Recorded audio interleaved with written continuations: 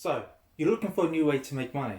Maybe something you could do from your bedroom or the other side of the world. Something that's simple enough to start but scalable into the hundreds of thousands or even millions of dollars. Well, we did just that, and I'm going to explain precisely how. So forget about all the other surface level content you've seen in the past. This is exactly what we did, and with this new knowledge and some hard work, you could probably do it too. Okay, so now you're probably wondering how we did this. Simply put, it was through affiliate marketing, but there's more to it than that. What we did was build a website that had some useful content on it. Content that people would search for on Google. This created a flow of visitors to the website who all had an intent to buy something. We would then answer their questions, fix their problems, and within the text on the post, add affiliate links to the companies I partnered with. Here's some proof to some of our affiliate accounts. And we ultimately sold this website after less than 2 years for this much. Creating a successful content site such as this and then successfully monetizing it is a genuine way to get rich quick, but it's not easy. We worked very hard for the first 3 to 5 months using knowledge and experience we had already built up, and ultimately probably got a bit lucky. But then after that, we only worked for a few hours a week for the rest of the time that we actually owned the website. I'll cover the 3 main areas that we had to get good at to create a successful affiliate site. Number 1, research. Research. This is so important. This is where we spent almost all of our time early on.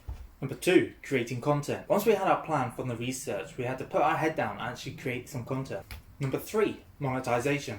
Most of the hard work was done here because of our research was so defined and thorough. But there are lots of tips and advice we have here for choosing a good affiliate program to actually selling the asset you have created, which I'll cover towards the end. So step 1.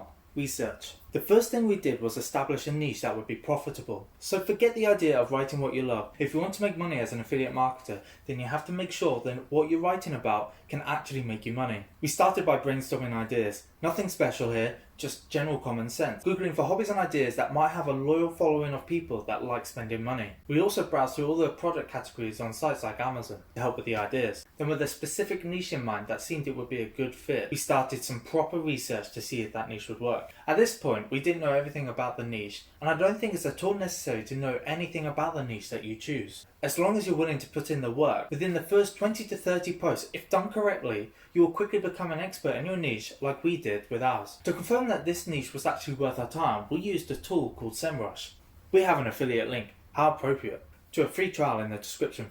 In addition to SEMrush, we used a few other similar pieces of software to complement it.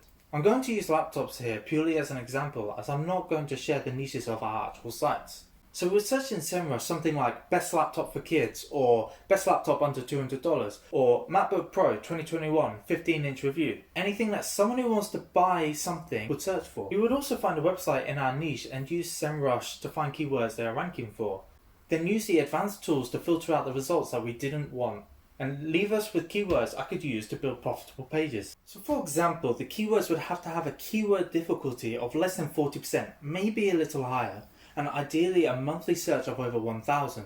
This means there are a decent number of people searching, whilst the competition is in theory quite low. We got the free trial of SEMrush and then did as much research as we could during the trial. By the end of it, we knew exactly what we planned to write for the first 20 or so posts, based on these keywords. If you haven't used SEMrush before or done anything like this, it might be worth using it for a month or two so you can get familiar with how it works and what it can do. There is a bit more to the process though. Once we have a long list of potential keywords, we then needed to find out what the competition is actually like, rather than relying solely on the SEMrush keyword difficulty metric. We found this to be a pretty good indicator, but it never harms to get a second look from something else. And for this, we used the mods toolbar. This gives a website's domain authority, DA, which is a numerical value that predicts how well a website will rank on Google. We use this to see if other strong websites are ranking for the keywords that we have found. We tend to find that if a keyword has results on Google where multiple websites' DA is less than 30, then the keyword is worth pursuing as one of the first 20 or 30 posts that we completed. The lower the DA of the websites already ranking for the keywords, the weaker the competition and the better for us. The overall goal here is to rank highly as quickly as possible for these first 20 or 30 keyword posts and build from there. Finding the keywords is a balancing act between a keyword with high volume, so you know enough people are searching for it to make it worth your time, and low competition, so you have chance of ranking on the first page of Google. If you're thinking of starting your first site, I won't be as strict as this. Honestly, as I strongly believe the process of starting your first site and learning what it takes to build and rank, even in a very competitive niche, can be far more valuable than any monetary returns that you might make. Just a quick summary, as that was probably a lot to take in, and this is the most important part of the process. Aim for at least 20 to 30 keyword posts that are highly buyer focused lists or reviews for items over $100, ideally way more, that meet the basic SEMrush criteria that I mentioned before. They also need to have as many websites as possible on page 1 of Google that have a DA of less than 30, and as few large informational websites as possible. For example, the Wirecutter or newspapers websites. If the results are mostly low DA sites with poor quality posts, then that's good, and we'll go with that. And this is exactly what we saw for the first 20 to 30 of our first posts for the site. So step 2, creating content. So once we had found the niche and had a plan for the website content, we needed the website itself. We built all of our websites using WordPress. WordPress allows for quick, simple websites to be built that can be customized to your exact liking. There are other website builders out there, and a lot of people are moving to places like Wix because they're so simple and easy to use. Anything like this will work, but we like having as much control as possible. There are a few things to consider here, but it's not as confusing as you're probably thinking. First things first, a domain name. You need a domain name for your website. The domain we used was brand new, bought from Namecheap. It was a brandable domain that doesn't include any keywords, but it is relatable to the niche that we chose. For example, it wasn't bestlaptopreviews.org, but instead a word that could be turned into a brand. I wouldn't stress too much over this, just pick something decent and go with it. Next, you need hosting. There are so many good hosting companies out there and so many good variations of hosting that you can't go too wrong. To keep it simple, we used a shared hosting plan from SiteGround and WP Engine, affiliate links in the description, and would recommend either of those for anyone starting. They both have fantastic customer service and a few great introductory offers. Then, a WordPress theme. The theme is what you use to style your site. We use Genesis themes as they are lightweight, super customizable, and can be used on multiple sites. As we had a bit of web development experience, we managed to customize our website to our exact liking, but it is not at all necessary. And content.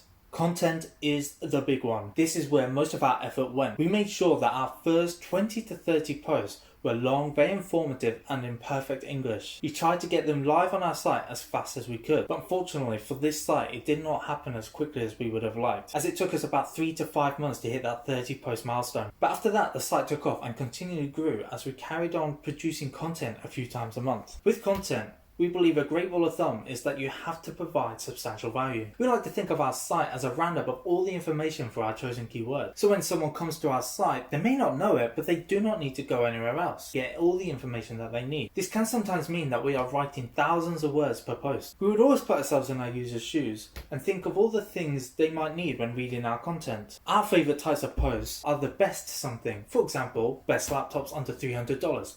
Anything like that. SEO. This is the driving force of all the traffic to the site. It's incredibly powerful, and if you aim to dominate a tiny niche first, it's easy to get a lot of traction with only building your content around appropriate keywords. We built our site to be very SEO friendly. There were links to as many pages as possible. All of the content and images and so on all had keywords included to make sure they stayed on Google's good side. This is an entire video series in itself, so I will leave it at that. Building upon the content and the SEO that we already had done, we basically had an effective promotional strategy. Most of the time the keywords and the on-page SEO will take care of most of this for us. A well-optimized site will naturally rank highly on Google and the users will come by themselves. But sometimes being a bit hands-on and building backlinks, links from our sites from other websites, can be crucial. Building backlinks is still considered to be one of the best ways to increase your rankings on Google. One simple method that we have used that has been successful is that we emailed every single company, unless they are huge, that we mention on our site, telling them that we have discussed their product on our site and they can use the post in whatever they like. This has created some good relationships and even better opportunities. For example, through one of these relationships, we were offered a product to review that was being sold to close to $1,000, and then after we posted the review for that, we got 2 more. We've also gained multiple backlinks through this process just from that first email. One of the greatest successes from creating these relationships came from a product giveaway that we held quite early on. We asked 2 companies who we have previously spoken to using that method that I just mentioned if they wanted to sponsor a giveaway.